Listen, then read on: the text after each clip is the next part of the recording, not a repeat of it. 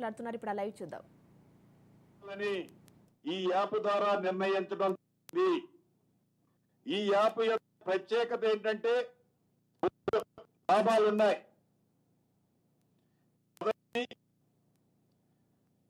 ఈ ఇందిరమ్మ ఇల్లు స్కీమ్ అనేది ఒక విడత ఇచ్చి వైండప్ చేసేది కాదు.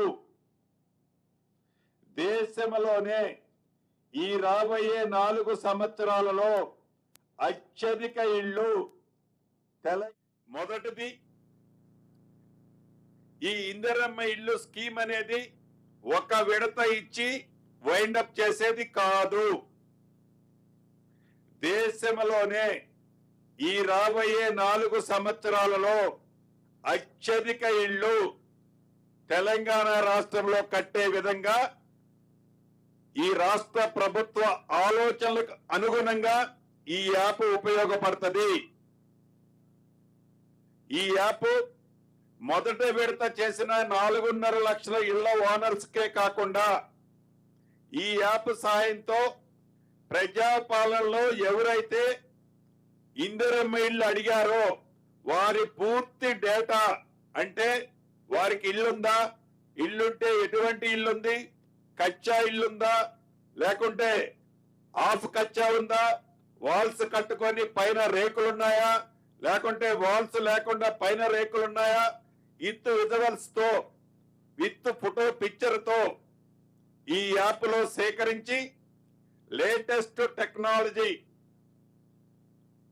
ఏదైతే ఉందో ఈ యాప్ ద్వారా భవిష్యత్తులో ఏదైతే 4 విడతలుగా ఈ ప్రభుత్వం 5 లక్షల రూపాయలు ఇచ్చే స్కీములో భాగంగా ఫౌండేషన్ కంప్లీట్ అవటంతోనే ఈ యాప్ ని అక్కడ ఫోటో మళ్ళీ తీస్తే ఆ యాప్ ద్వారా అది ఫౌండేషన్ అయిందో లేదో హైదరాబాద్ లో కూర్చునే అధికారులకు విజువల్స్ కనిపిస్తాయి. ఇలా ఈ యాప్ ఉపయోగపడుతుంది. రెండవది, మనము నిరంతరము ఇచ్చేటప్పుడు సెకండ్ ఫేజ్ ఇచ్చేటప్పుడు మళ్ళీ బెనిఫిషరీ ఐడెంటిఫికేషన్ కోసం గ్రామాలకి వెళ్ళనవసరం లేదు.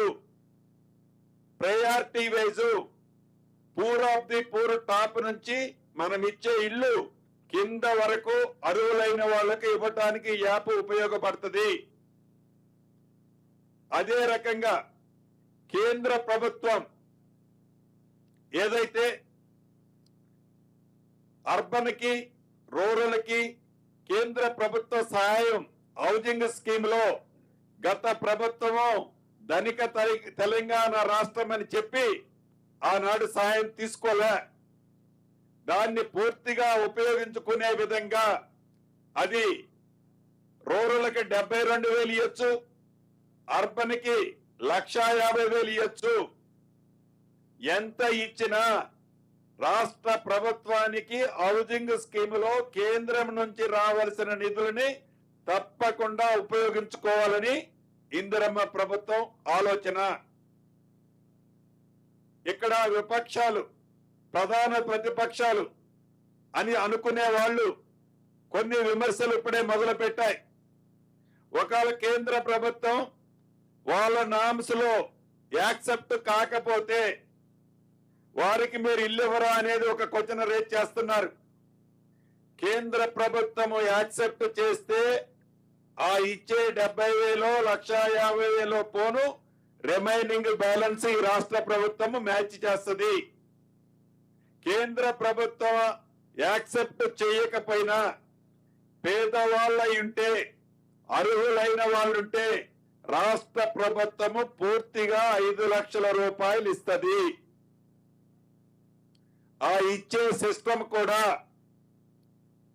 గ్రీన్ ఛానల్లో రాష్ట్ర ఆర్థిక పరిస్థితి బాగాలేకపోయినా తల తాకట్టు పెట్టైనా ఇళ్ల స్కీమ్ ని టాప్ ప్రయారిటీలో ఈ ప్రభుత్వం ఇందిరమ్మ ఇళ్లు కట్టించే కార్యక్రమాన్ని చేపట్టింది.